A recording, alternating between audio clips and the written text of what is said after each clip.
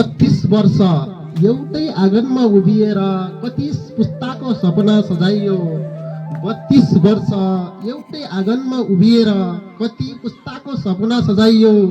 कति आँखामा उज्यालो कोरियो। सायद यसको लेखजोखा कुनै काफीमा छैन, तर हजारौं मनमा अंकित छ। विद्यालय केवल भवन होइन भन्ने व्यवहारले सिकायो। विद्यालय केवल भवन होइन भन्ने व्यवहारले सिकायो। विद्यार्थी केवल नाम होइन भन्ने मायाले सिकायो। शिक्षक केवल जागिर होइन भन्ने सरको समर्पणले सिकायो। मैले करिब 1 दशक सहयात्री भएर सँगै हिँड्ने सौभाग्य पाए। धेरै कुरा किताबले सिकाएन मलाई, धेरै कुरा किताबले सिकाएन मलाई, तर मित्रलाल सरको कर्मले सिकायो। जिम्मेवारी कसरी बोक्ने, समस्या आएपछि नझुक्ने, आफ्नो कामप्रति सधैँ इमानदार रहने। अहिले म अर्को विद्यालयमा छु। बाटो अलग भए पनि मैले सिकेको मार्ग आज पनि त्यही बाटो सुरु हुन्छ। हामीलाई अगाडि जहाँ तपाईँ उभिएर हामीलाई अगाडि हिँड्न देखाउनु भएको थियो। सिक्न अझै धेरै बाँकी थियो, सिक्न अझै धेरै बाँकी थियो। अनुभवका पाना पल्टाउन बाँकी थिए। सँगै काम गर्ने रहर मनभित्र अझै बाँकी नै थिए। सँगै काम गर्ने रहर मनभित्र अझै बाँकी नै थिए। तर समय र नियमले कहिलेकाहीँ आफ्नो चाहना भन्दा ठुलो निर्णय स्वीकार्न बाध्य बनाउँदो रहेछ।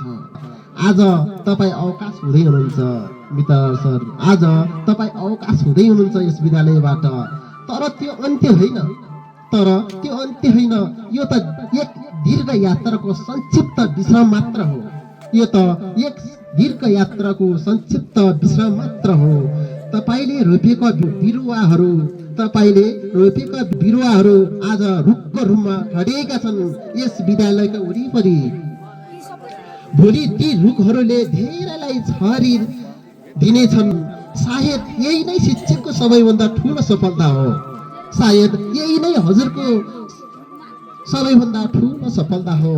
भोलि घन्टी त बज्ने छ यो स्कुलमा, भोलि घन्टी त बज्ने छ, कक्षा पनि चल्नेछन्, विद्यालय पनि उस्तै रहनेछ। तर त्यो घन्टीको आवाजसँगै एउटा नाम सधैँ गुन्जिरहनेछ, मित्रलाल सर। अवकाश पदबाट मात्रै हो गुरु, अवकाश पदबाट मात्रै हो, सम्मानबाट कहिले होइन। अवकाश पदबाट मात्रै हो, सम्मानबाट कहिले होइन। अवकाश उपस्थितिबाट मात्रै हो, सम्झनाबाट कहिले होइन। अवकाश उपस्थितिबाट मात्रै हो, हाम्रो सम्झनाबाट कहिले होइन। घन्टी बजिरहनेछ र हरेक चोटि बज्दा हामी तपाईलाई मनभित्रबाट सम्झिरहनेछौँ।